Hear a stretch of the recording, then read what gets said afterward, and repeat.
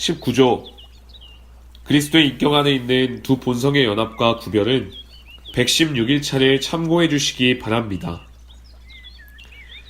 주 예수님은 여전히 참된 인성을 가지고 계십니다. 주님은 더 이상 우리와 육체로는 함께 계시지 않지만 지금까지도 하늘에서 여전히 동일한 인성을 가지고 계십니다.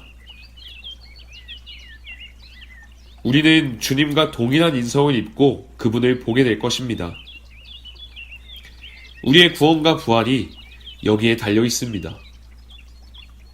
우리의 머리로서, 첫 열매로서 예수님은 앞서 가셨습니다.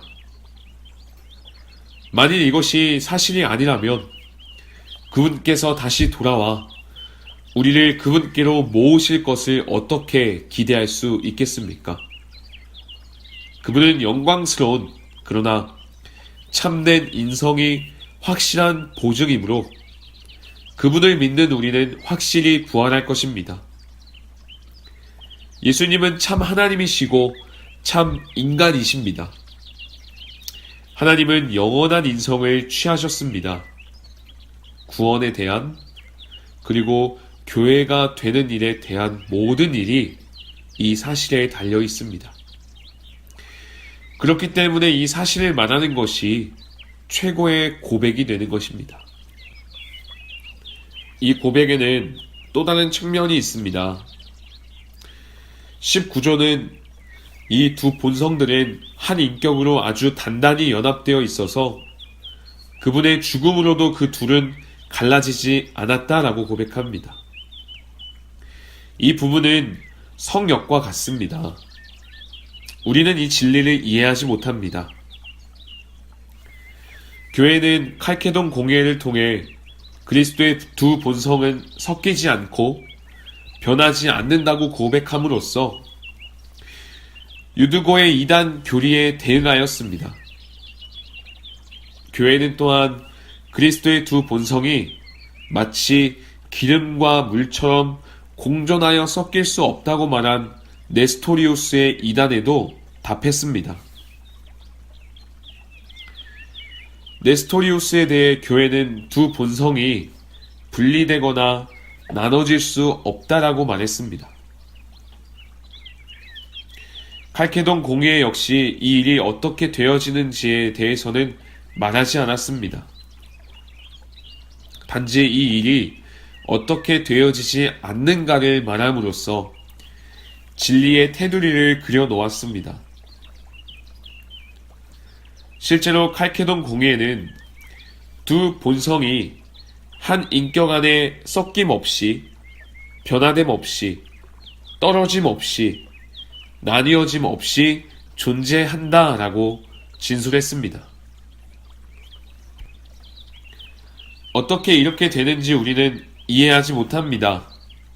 그러나 우리는 어떻게 되지 않는지를 알고 있습니다. 교회에게 이것이 얼마나 위로가 되는지요. 그리스도 예수 안에서 신성과 인성은 한 번도 떨어진 적이 없었고 앞으로도 떨어지지 않을 것입니다. 그분 안에서 우리는 참된 임마누엘, 즉 우리와 함께 계신 하나님을 만납니다. 이 조항의 마지막 부분을 다시 보겠습니다. 그러므로 우리는 그분이 참 하나님이시며 참 인간이시라고 고백한다. 그분은 죽음을 정복할 능력을 지니신 참 하나님이시며 자신의 육신의 연약함을 따라 우리를 위하여 죽으실 수 있도록 참 인간이 되셨다. 예수님은 참 하나님이십니다. 구원이 불가능할까 하여 두려우십니까? 시작된 은혜의 역사가 마지막 날까지 지속되지 못할까 하여 두려우십니까? 여러분의 마음이 너무나 완고해서 여러분의 죄가 너무나 많아서 두려우십니까? 이 말씀이 활짝 열려있는 복음을 제공합니다. 우리 구주 예수 그리스도는 참 하나님이십니다. 예수님께서는 자신의 신격으로 죽음을 극복하셨습니다. 예수님은 참된 인성을 지니셨기 때문에 주님은 참 인간이시며, 그러므로 주님께서는 우리의 죄값이 완전히 지불되었다는 확신을 주실 수 있습니다.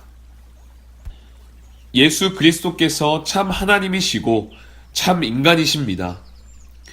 이 얼마나 놀라운 복음입니까? 얼마나 위대한 구주입니까? 이토록 영원한 구주가 계신데 왜 그분의 사역이 영광에 이르지 못할까 두려워하겠습니까? 이런 구원을 잃어버리는 것은 불가능합니다.